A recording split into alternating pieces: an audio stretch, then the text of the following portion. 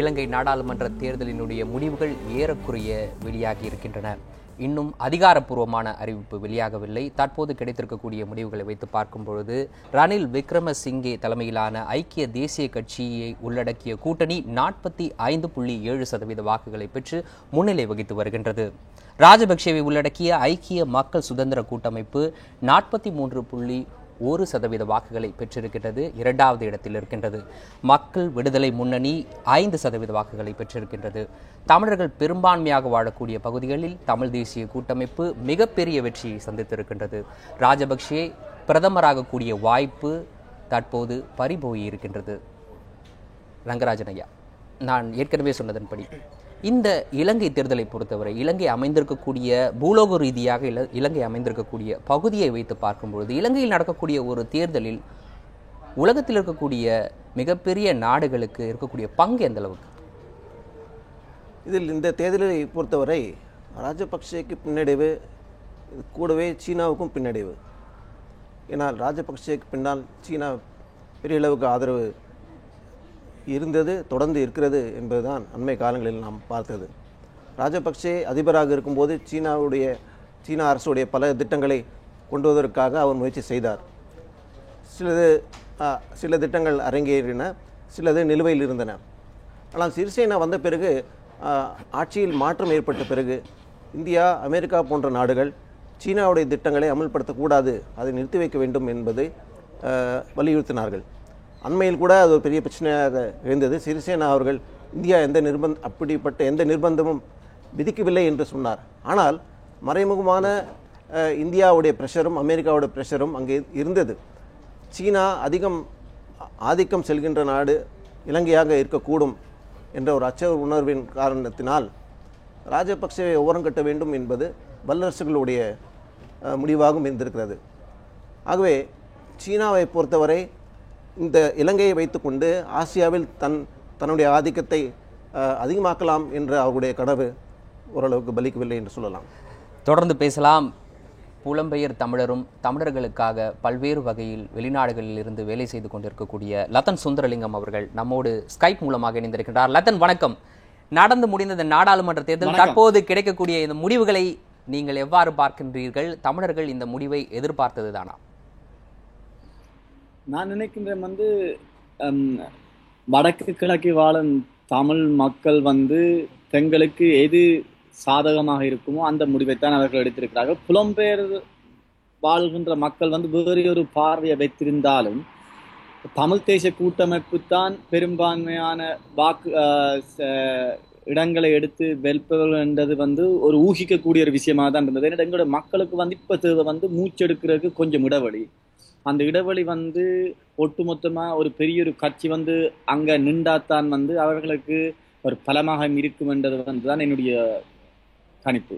லதன், என்னுடைய 2 கேள்வி. முதல் கேள்வியை பொறுத்தவரை ராஜபக்சே 2009 நடைபெற்ற அந்த இறுதி யுத்தத்தில் ராஜபக்சே மீது வைக்கப்படக்கூடிய அந்த குற்றச்சாட்டுகளின் அடிப்படையில் அவர் சர்வதேச நீதிமன்றத்தில் நிறுத்தப்படுவதற்கு தற்போது ஒரு வழி பிறந்திருப்பதாக நீங்கள் கருதுகின்றீர்களா? அவர் ஒருவேளை மீண்டும் இலங்கையினுடைய மிக முக்கியமான பொறுப்பை ஏற்றிருக்கும் பட்சத்தில், உதாரணத்திற்கு பிரதமராக தேர்ந்தெடுக்கப்பட்டிருக்க பட்சத்தில் இந்த வாய்ப்பு மங்கி இருக்கும் என்று நீங்கள் கருதுகிறீர்களா? வாய்ப்பு மங்கி இருக்காது. அது இன்னும் சந்தர்ப்பத்தை கூட்டி இருக்கும் என்றால் என்னுடைய கருத்து. ஏனென்றால் ராஜபக்ஷ அரசாங்கம் மேற்குலக நாடுகளுக்கு எதிரானவர். ஆதலால் மேற்குலக நாடுகள் ராஜபக்சேக்கு எதிராக ஒரு சர்வதேச விசாரணையை கொண்டு வருவதற்கு இன்னும் ஒரு ஆர்வம் கூட தெரிவித்திருப்பார்கள் என்பதுதான் என்னுடைய கணிப்பு.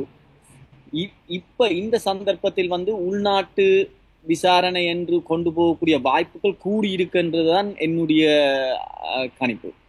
உள்நாட்டு விசாரணை நேர்மையாக நடக்கும் என்ற நம்பிக்கை உங்களுக்கு இருக்கின்றதா? ராஜபக்சே அவர் உண்மையில் செய்ததாக கூறப்படும் குற்றச்சாட்டுகள் நிரூபிக்கப்படும் பட்சத்தில் அவர் உள்நாட்டில் தண்டிக்கப்படுவதற்கான வாய்ப்பு எந்த அளவுக்கு இருக்கின்றது?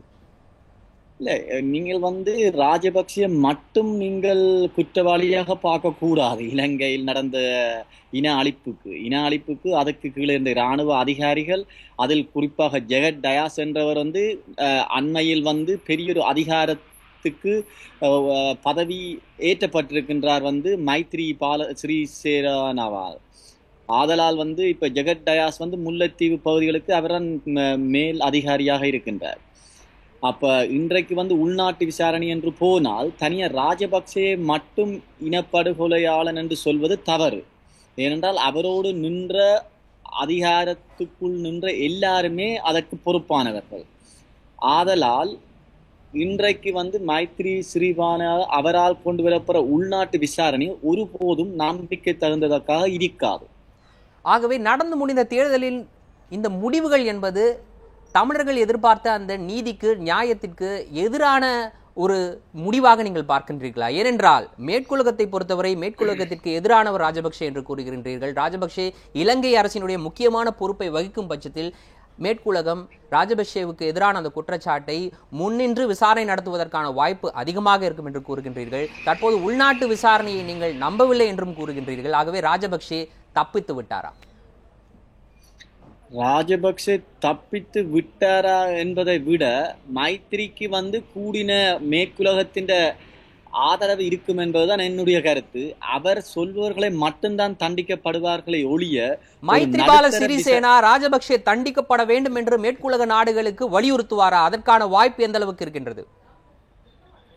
நான் நினைக்கின்றேன் வந்து அதற்கான சாத்தியக்கூறு குறைவாகத்தான் இருக்கின்றது. ஏனென்றால் வந்து ராஜபக்சேயின் ஆட்சி காலத்தில் வந்து மைத்ரி அவர் வந்து பெரிய ஒரு பதவியில் வகித்திருக்கின்றார், பாதுகாப்பு அமைச்சராகவும் இருந்திருக்கின்றார். குறைந்தபட்சம் போரினுடைய இறுதி காலங்களில் மைத்ரிபால சிறிசேனா படையை வழிநடத்தக்கூடிய ஒரு நபராக இருந்திருக்கின்றார். அந்த முக்கியமான பொறுப்பை அவர் வகித்திருக்கின்றார்.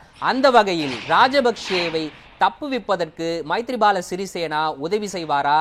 மேற்குலக நாடுகளுக்கு இந்த விசாரணையை, போர்க்குற்ற விசாரணையை, இன அழிப்பு விசாரணையை முன்னெடுத்து செல்வதற்கு மைத்ரிபால சிறிசேனா தடையாக இருப்பாரா? இல்ல, தடையாகத்தான் இருப்பார். அவர் வந்து இதுக்கான ஒத்துழைப்புகள் இதை வந்து காலத்தை இழுத்து தள்ளி தமிழ் மக்களுக்குரிய நியாயத்தையும் அதற்கான ஒரு நீதியையும் வந்து வழங்கப் போவதில்லை என்றுதான் என்னுடைய கருத்து. இந்த நேரத்தில் தமிழ் தேசிய கூட்டமைப்பு இவற்றையெல்லாம் கருத்தில் கொண்டு மீண்டும் ராஜபக்சே இலங்கையினுடைய முக்கியமான பொறுப்பை ஏற்கக்கூடிய ஒரு வாய்ப்பை ஏற்படுத்தி தந்திருக்கலாம் என்று நீங்கள் கருதுகிறீர்களா? அதாவது அவர் பிரதமராக தேர்ந்தெடுக்கப்படுவதற்கான ஒரு வாய்ப்பை ஏற்படுத்தி தந்திருந்து அதன் மூலம் இந்த நீதி விசாரணைக்கான ஒரு வழியை ஏற்படுத்தி இருக்கலாம் என்று நீங்கள் கருதுகிறீர்களா? இல்லை, நான் நினைக்கிறேன் வந்து நாங்கள் வந்து 2 கட்டமா தமிழ் தேசிய கூட்டமைப்பை பார்க்கணும். ஒன்று வந்து எங்களுடைய சர்வதேச விசாரணை, மற்றது வந்து எங்களுடைய மக்களுக்கு இப்ப கிடைக்க வேண்டிய ஒரு அமைதி சூழ்நிலையும் ஒரு சாதாரண வாழ்க்கைக்கான ஒரு வழிமுறையும். நான் நினைக்கிறேன் போராட்டத்திலும் ஒரு ஒரு எங்களுடைய போராட்டத்தை சிந்தனையில் கொண்டவர்கள் வந்து நான் நினைக்கிறேன் தந்திரோபாயமாக யோசித்திருப்பார்கள். ஆனால் இன்றைக்கு நாட்டில் நின்று வேலை செய்பவர்கள் யோசிப்பார்கள் வந்து எங்களுடைய மக்களுக்கு ஒரு அமைதி நிலை பெற வேண்டும், அவர்கள் ஒரு சாதாரண வாழ்க்கைக்குள் செல்ல வேண்டும் என்றால் வந்து அதால் தான் இந்த மக்களும் வந்து தமிழ் தேசிய கூட்டமைப்பை வந்து தேர்ந்தெடுத்திருக்கிறார்கள் என்றுதான் நான் நினைக்கின்றேன். ஏனென்றால் எங்களுடைய மக்கள் வந்து நிறைய உளவியல் ரீதியாக நிறைய பாதிப்புக்கு உட்பட்டிருக்கிறார்கள். ஆனால் இதுல கருத்துக்கு கொள்ளவன இன்றைக்கு தமிழ் தேசிய கூட்டமைப்பும் போராட்டத்தை வைத்துத்தான் வந்து இன்றைக்கு வந்து அவர்கள் வந்து இதை வென்றிருக்கின்றார்கள். அவர்கள் திருப்பி திருப்பி சொன்ன என்ன விடயம் என்றால் விடுதலை புலிகள், தமிழ் தேசியம் என்று 2 அடிப்படையையும் வைத்துத்தான் வந்து இவர்கள் வந்து தங்களுடைய வாக்குகளை சேகரித்திருக்கின்றார்கள். ஸோ ஆதலால் இன்றைக்கு அவர்களுக்கும் ஒரு கட்டாயம் ஒரு பணி இருக்கின்றது. இந்த தமிழ் தேசியத்தினுடைய அபிலாஷையை விலத்தி செல்லாமல் அதற்குள் நின்று வேலை செய்வதற்கு. லதன், மற்றொரு மிக முக்கியமான கேள்வி.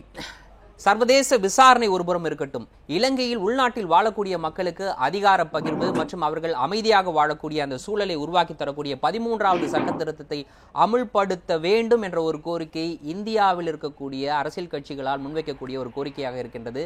அந்த கோரிக்கையை முன்னெடுத்து செல்வதில் பல்வேறு தடங்கல்கள் எங்களுக்கு இருந்தன.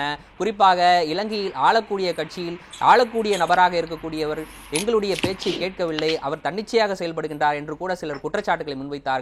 நடந்து முடிந்த ஜனவரி மாதம் நடந்து முடிந்த அதிபர் தேர்தலாக இருக்கட்டும், தற்போது நடந்து முடிந்த நாடாளுமன்ற தேர்தலாக இருக்கட்டும், ஓரளவுக்கு பார்க்க போனால் இந்தியாவில் இருக்கக்கூடிய, இந்தியாவினுடைய ஆதரவாக இருக்கக்கூடிய நபர்கள் முக்கிய பொறுப்பை வகிக்கக்கூடிய ஒரு சூழல் உருவாகி இருக்கின்றது. ஆகவே 13வது சட்ட திருத்தத்தை நடைமுறைப்படுத்துங்கள் என்று இந்தியா அழுத்தமாக சொல்லக்கூடிய ஒரு சூழல் இலங்கையில் தற்போது உருவாகி இருக்கின்றதா? இல்ல 13வது சட்ட திருத்தம் வந்து தமிழ் மக்களுக்கு ஒரு நியாயமான தீர்வை கொடுக்க போவதில்லை. அது வந்து உங்களுக்கும் தெரியும், எனக்கு தெரியும். ஏனென்றா வடக்கு கிழக்கு தமிழர் தேசியம் என்பதை வந்து நிச்சயமாக 13வது சட்ட திருத்தம் முழுமையாக தமிழ் மக்களுக்கு உரிமையை வழங்குமா என்பது ஒரு தனி கேள்வி. ஆனால் 13வது சட்ட திருத்தத்தை அமுல்படுத்த வேண்டும் என்பது இந்தியாவில் இருக்கக்கூடிய அரசியல் கட்சிகளால் முன்வைக்கக்கூடிய ஒரு மிக முக்கியமான கோரிக்கையாக இருக்கின்றது. அதை அவர்கள் முன்வைப்பதற்கான அழுத்தமாக முன்வைப்பதற்கான ஒரு சூழல் இலங்கையில் உருவாகி இருக்கின்றதா? இல்ல, இது வந்து நீங்கள் இந்தியா என்றால் ஆர் அந்த இந்தியா என்றதை நாங்கள் திணிக்கணும். அதாவது எங்களுக்கு வந்து தமிழ்நாடு தான் வந்து எங்களுக்கு ஒரு ஒரு முக்கியமான ஒரு ஒரு பொறுப்புல இருக்குது. தமிழ்நாடு வந்து அங்க உள்ள பாராளுமன்றம் வந்து இன அழிப்பை வந்து தீர்மானத்தை வந்து கொண்டு வந்திருக்கிறது. இன அழிப்பு தீர்மானத்தை கொண்டு வந்த அந்த அரசாங்கம் ஒரு காலம் வந்து உள்நாட்டுக்குள் தமிழர் ஒன்றாக வாழக்கூடிய வாய்ப்பு இல்லை என்றுதான் அதன் மறு அர்த்தம். இன அழிப்பு நடந்த எந்த ஒரு நாடுமே சேர்ந்து வாழ்ந்த என்ற அறிகுறியே இருக்காது. அந்த இனங்கள் தேசிய இனங்கள், அதாவது இன அழிப்பு நடந்த நாடுகள் பிரிந்து சென்ற கதை அல்லது வந்து அவைகளுக்கு வந்து சுய உரிமையை, அதாவது பிரிந்து போகக்கூடிய வாய்ப்பை கொடுக்கக்கூடிய ஒன்றைத்தான் வந்து இன அழிப்பு தீர்மானம் கொண்டு வரும். கண்டிப்பாக முன்வைக்கக்கூடியதை என்னால் உணர்ந்து கொள்ள முடிகின்றது. 13வது சட்ட திருத்தம் என்பது அங்க இருக்கக்கூடிய தமிழ் மக்களால் ஏற்றுக்கொள்ளக்கூடிய ஒரு விஷயம் இல்லை, அது ஒரு தீர்வு அல்ல என்பது உங்களுடைய கருத்தாக இருக்கின்றது. சுவிட்சர்லாந்திலிருந்து எங்களுக்காக ஸ்கைப் மூலமாக இணைந்து பல்வேறு கருத்துக்களை பகிர்ந்து கொண்டீர்கள். மிக்க நன்றி.